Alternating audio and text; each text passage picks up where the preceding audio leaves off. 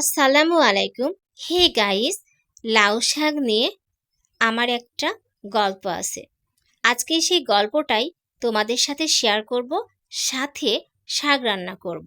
অনেককে বলতে শুনেছি শাক সবজি পছন্দ করে, কিন্তু আমার আবার শাক ভালো লাগে, সবজি ভালো লাগে না।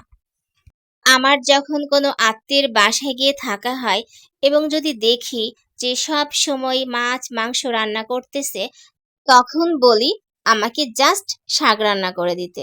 তারা বলে আত্মীয়ের বাসায় যারা আসে তারা মাছ মাংস খেতে আসে, শাকসবজি খেতে আসে না, তুমি খাবে শাক।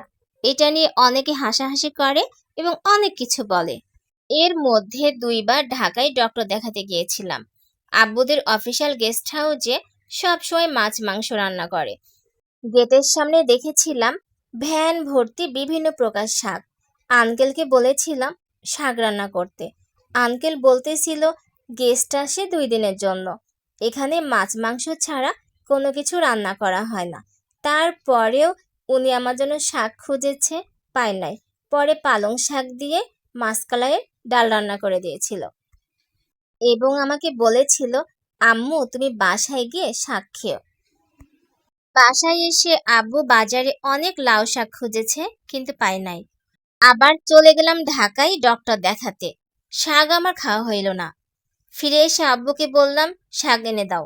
আব্বু অনেক ট্রাই করে শাক খুঁজে পেয়েছিল, কিন্তু আম্মু বলে এখন নিতে হবে না, কিছুদিন পরে নাও। আবারও বাজার থেকে শাক হারাই গেল। পরে আব্বু নিয়ে আসছিল।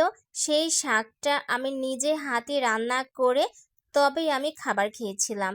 এই হচ্ছে আমার লাউ শাকের গল্প।